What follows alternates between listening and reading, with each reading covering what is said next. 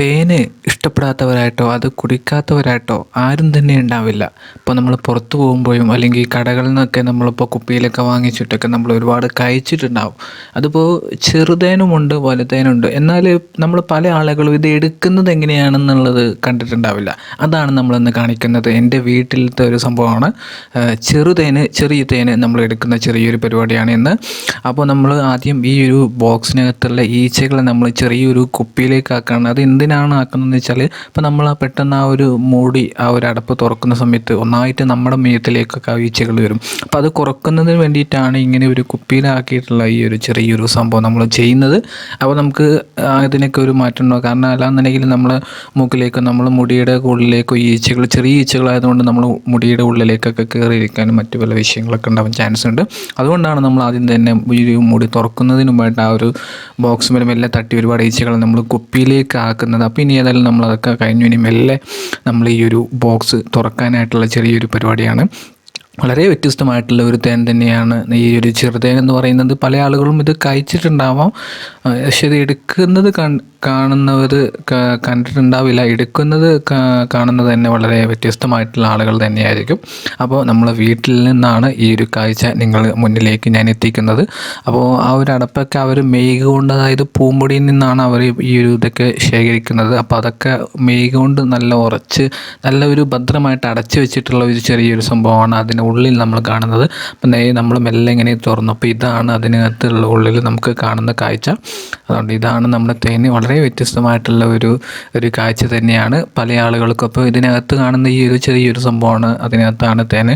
അപ്പോൾ നമ്മൾ വലിയ തേൻ്റെ പോലെ നമുക്ക് ആ ഒരു ഇത് കറക്റ്റായിട്ട് നമുക്ക് കിട്ടില്ല. കാരണം നല്ല ഒട്ടുണ്ടാവും. കാരണം അവിടെ നിന്നൊക്കെ നമ്മളിപ്പോൾ എല്ലാം ഇങ്ങനെ ചെത്തിയെടുക്കുന്ന സമയത്ത് നമ്മൾ കത്തിയുടെ ഒക്കെ ഉള്ളിൽ കത്തിമേലൊക്കെ നമ്മൾ ഒട്ടിപ്പിടിക്കുന്ന ചെറിയൊരു ഇതാണ്. കാരണം നല്ലൊരു പശ രൂപത്തിലാണ് ഈ ഒരു സെറ്റ് ചെയ്തിട്ടുള്ളത്. അപ്പോൾ ഇത് നമ്മൾ മെല്ലെ ഇങ്ങനെ നമ്മളെ ഒരു പ്ലേറ്റിലേക്ക് ആക്കാനുള്ള ചെറിയൊരു സന്ദർഭങ്ങളിലാണ്. അപ്പോൾ അതിനെ കൂടെ തന്നെ നമ്മൾ നമ്മുടെ വായിലേക്കും ആക്കുന്ന ചെറിയൊരു കാഴ്ചയും കൂടിയാണ് നിങ്ങൾ കണ്ടിരിക്കുന്നത്.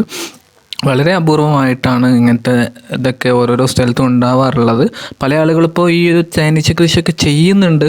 അപ്പോൾ ഇങ്ങനെയൊക്കെയാണ് ഇതിൻ്റെ ഈ ഒരു സംഭവങ്ങൾ. വളരെ വ്യത്യസ്തമായിട്ടുള്ള ഒരു രീതിയിലുള്ള ഒരു തേൻ ശേഖരണം കൂടിയാണ് നമ്മൾ അവിടെ നടത്തുന്നത്. നമ്മൾ വീട്ടിൽ ചെറുതേനും വലുതേനൊക്കെ ഒരുപാടുണ്ട് കേട്ടോ. അപ്പോൾ അതിൽ നിന്നാണ് നമ്മളിങ്ങനെ നമ്മുടെ ആവശ്യത്തിനൊക്കെ നമ്മൾ എടുക്കാറുമുണ്ട്, പുറത്തേക്ക് നമ്മൾ കൊടുക്കാറുമുണ്ട്. അപ്പോൾ ഇതാണ് നിങ്ങൾ കണ്ടുവരിക്കുന്നത്. നമ്മൾ ചെറിയൊരു ആ ഒരു പാത്രത്തിലേക്കാണ് മറ്റു വലിയ തേനിൽ നിന്നും വ്യത്യസ്തമായിട്ടുള്ള ഒരു രുചിയും കൂടിയാണ് ഈ ഒരു ചെറുതേന് എന്ന് നമുക്ക് പറയേണ്ടിയിരിക്കുന്നു. കാരണം അത് നമ്മൾ രണ്ടും കഴിച്ചിട്ടുള്ള ഒരു ആളായതുകൊണ്ടാണ് നമ്മൾ ആ ഒരു രുചിയുടെ ഒരു കാര്യം നമുക്ക് കൃത്യമായിട്ട് പറയാനായിട്ട് സാധിക്കുന്നത്. അപ്പോൾ ഇതാണ് സംഭവം. ഒരു മഞ്ഞ കളർ കാരണം എന്ന് വെച്ചാൽ ഈ ഒരു തേനീച്ചകൾ പൂവിൽ നിന്നാണ് അധികവും തേനുകൾ ശേഖരിക്കുന്നത്. അപ്പോൾ ഈ ഒരു സമയത്തൊക്കെയാണ് ഈ ഒരു തേനിൻ്റെ വിളവെടുപ്പ് സമയം എന്ന് പറയുന്നത്. അപ്പോൾ നമ്മൾ ഉള്ളിലേക്ക് വലിയ തേൻ്റെ പോലെ ഒരുപാടൊന്നും ഇതിനകത്ത് ഉണ്ടാവില്ല, വളരെ കുറച്ച് മാത്രമേ ഉണ്ടാവുള്ളൂ. അപ്പോൾ ഇത്രയൊക്കെയാണ് ഇതേണ്ടോ നമ്മൾ പ്ലേറ്റിനകത്ത് നമുക്ക് കിട്ടിയിട്ടുള്ളത്. ഇത് നമ്മൾ പിഴിഞ്ഞിട്ട് നമ്മൾ ആ ഒരു ശുദ്ധീകരിച്ചിട്ടൊക്കെയാണ് നമ്മൾ പുറത്തേക്കൊക്കെ അധികം കൊടുക്കാറുള്ളത്.